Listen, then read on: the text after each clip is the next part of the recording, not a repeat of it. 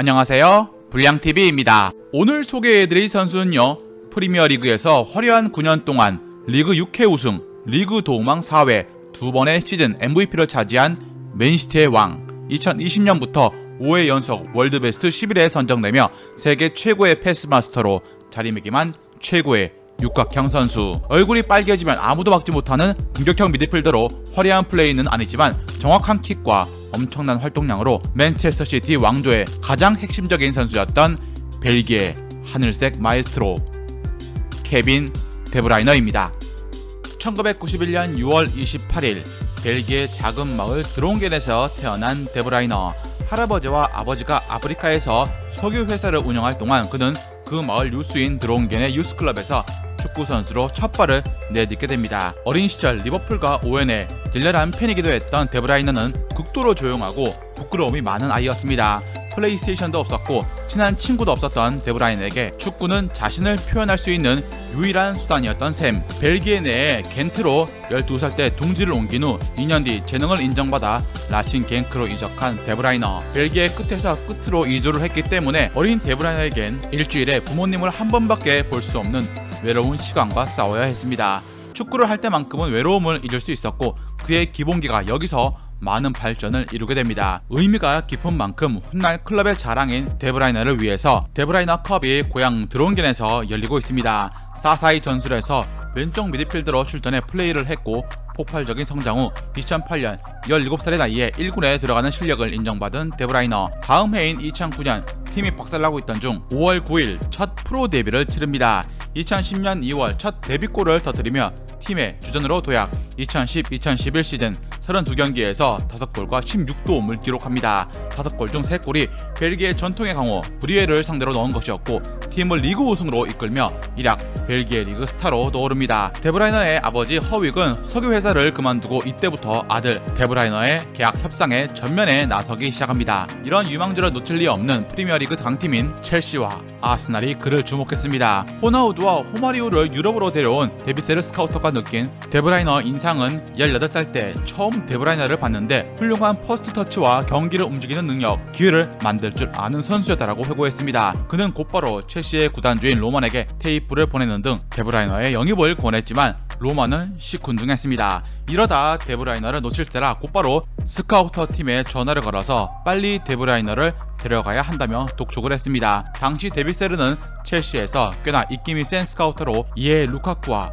쿠르토아까지 발굴한 첼시 구단의 전설적인 인물이었습니다. 결국 2012년 1월 31일 겨울 이적 시장 마지막 날 첼시가 데브라이너를 120억에 영입을 합니다. 아직 20살이었던 선수를 꽤나 비싸게 데리고 왔지만 스카우터 데비세르는 로만 구단주에게 이 선수의 가치가 훗날 10배가 될 것이라고 말했고 이 말은 통했습니다. 첼시는 여름 이적 시장에서 루카쿠와 쿠르토아를 데려온 데 이어 데브라이너까지 데려오면서 벨기에 유망주를 싹쓸이합니다. 데브라이너는 첼시와 같은 클럽에서 뛰게 된 것은 꿈만 같은 일이지만 그에 걸맞는 수준에 도달하기 위해서 노력을 게을리하지 않겠다라며 겸손한 소감을 전했습니다. 유망주라서 1군 진입은 쉽지 않았습니다. 물론 훌륭한 킥과 롱패스 그리고 2선 침투가 돋보였지만 정규리그에 단 3경기만 출전했고 베니테즈 감독 밑에서 빛을 보지 못하고 재능이 썩어가고 있던 것이 당시 데브라이너의 상황. 그리고 결국 2012년 브레멘으로 임대를 가게 됩니다.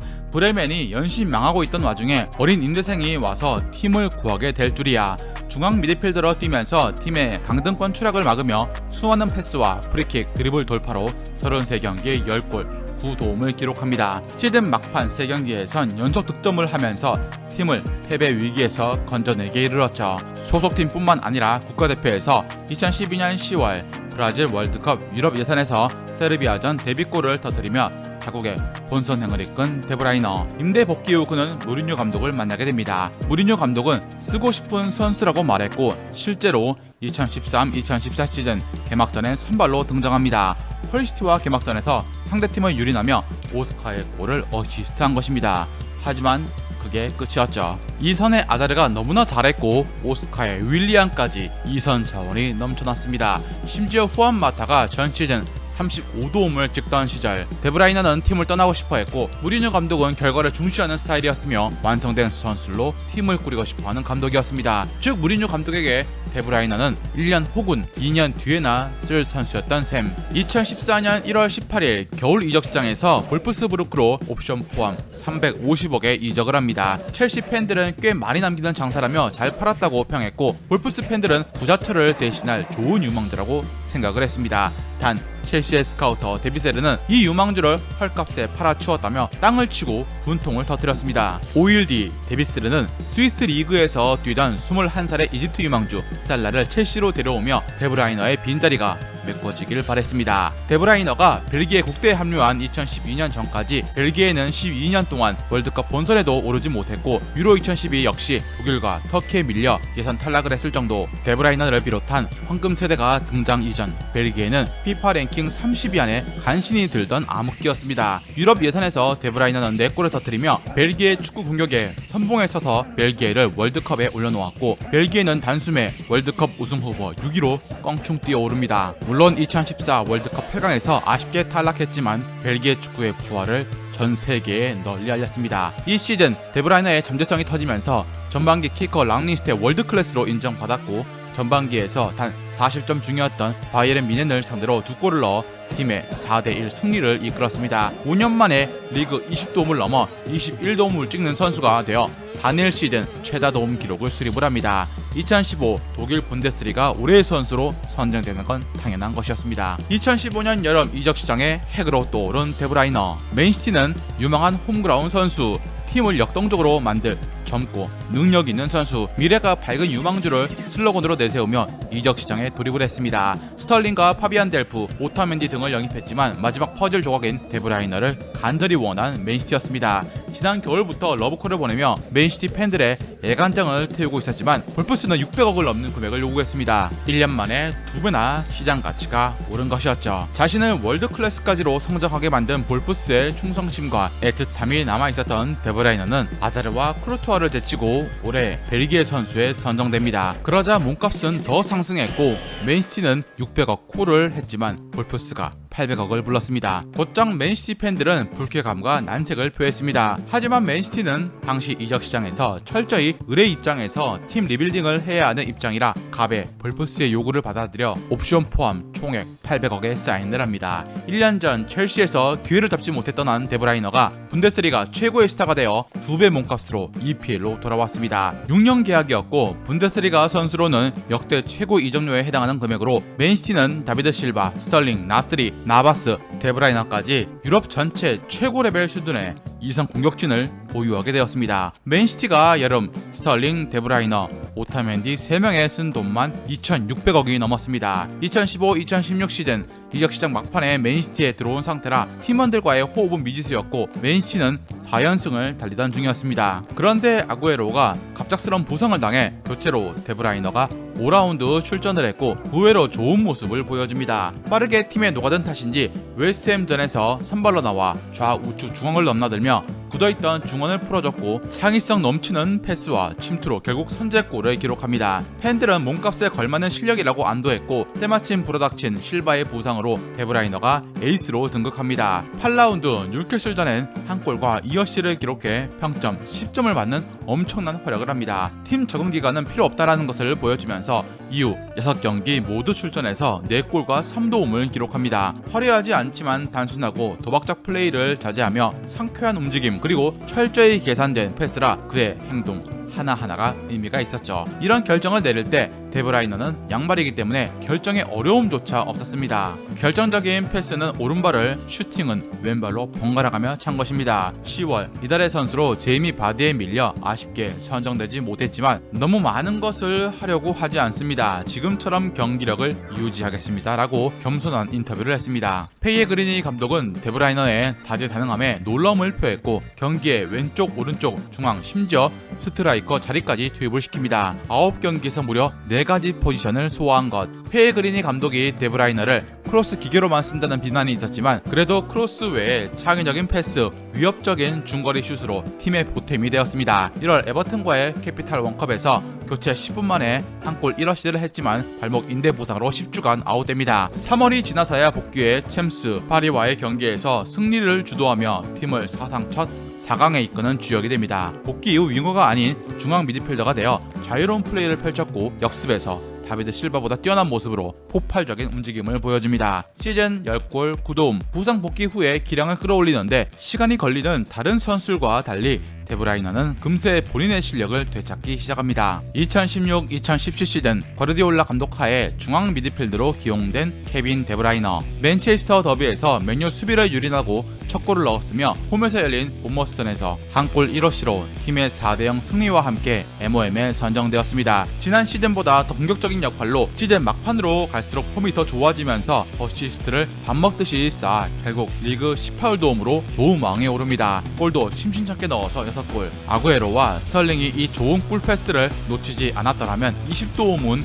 넘었을 거라는 게 전반적인 평이었습니다. 2017-2018 시즌 들어서 역시 매 경기 스페셜을 찍는 바람에 맨시티에선 3년이나 계약 기간이 남았음에도 재계약을 요청합니다. 박살을 낸 리버풀전에서 좌우 수비를 무너뜨리고 도움을 기록했고 첼시전에서 강력한 슈팅으로 결승골을 기록하면서 시즌 첫 골 신고를 마칩니다. 맨시티 공격 시작의 70%를 담당할 정도로 과르디올라 전술의 핵심으로 중용되었고 벨기에 국대에서도 아자르와 함께 황금 세대 핵심으로 자리 잡았습니다. 2018 시즌에도 34경기에서 8골 16도움으로 맹활약하며 도움왕 2연패에 성공을 합니다. 또한 선수협회가 선정한 프리미어리그 베스트 11에도 이름을 올립니다. 맨시티와 벨기에에서 수많은 경기를 뛰었던 탓일까요? 데브라이너의 과부하를 우려했지만 벨기에를 2018 러시아 월드컵 4강에 올려놓으며 세계 최고의 미드필더임을 다시 한번 증명합니다. 2018-2019 시즌 잦은 부상으로 어려운 시기를 보냈지만 2019년 여름 휴식기를 거치면서 볼빨간 덕배가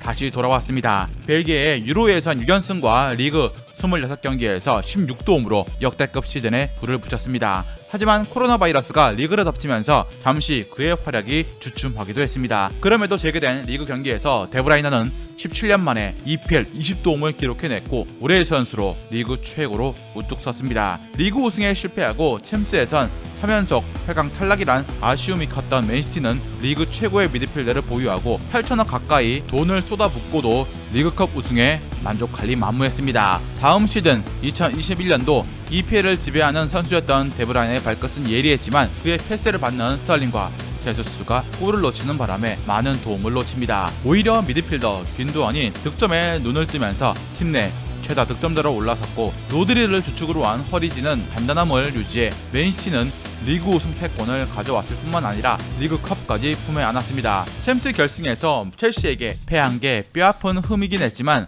시즌 초반 실바의 빈자리를 데브라이너 혼자 채워나간 점은 돋보였습니다. 전방 공격수에 대한 갈증이 컸던 맨시티에 2022년 엘링 홀란드가 합류하면서 데브라이너는 두 팔 벌려 환영을 합니다. 매 시즌 10개 이상을 도움을 기록했던 데브라이너에게 홀란드의 합류는 기대할 만한 부분이었고 훌리안 알바레즈까지 더해졌습니다. 암적인 공격수로 하던 스털링과 제수스는 떠났죠. 데브라이너는 행복 공격 축구를 30살이 돼서야 마음 편히 하게 되어 무난히 도움왕을 차지합니다. 2023년 맨시티가 팀 최초 트래블을 할 때 데브라이너의 활약은 토너먼트에서 빛났습니다. 다만 점점 늙어가는 데브라이너 그조차도 부상의 늪에 조금씩 빠지고 있었죠. 맨시티가 리그 4연패를 이루었던 2024년 맨시티 왕조를 이루었지만 데브라이너는 시즌을 다른 선수들보다 늦게 시작을 했습니다. 개막전이었던 버니전에서 햄스트링 부상을 당해 4개월 넘게 경기에 나서지 못한 것입니다. 2024년 1월이 되어서야 복귀해 그는 후반기 리그 18경기에서 4골과 10도움을 올립니다. 챔스 레알전 역시 8강에서 극적인 동점골을 뽑아내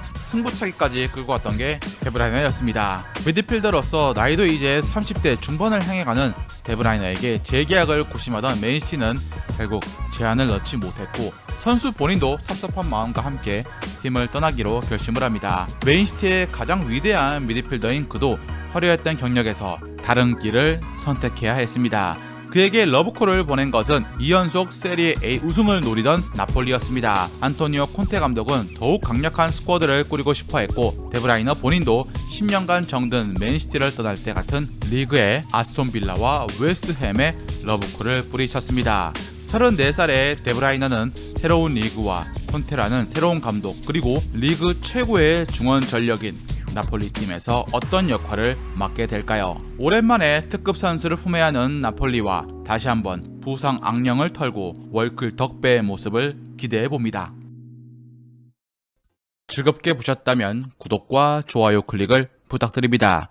다음 이야기에선 1990년대를 대표하는 월드클래스 미드필더로 시대를 뛰어넘어 모드리치, 이니에스타를 능가하는 역대 최고의 완벽한 미드필더 한 분에 대해서 소개해드리고자 합니다.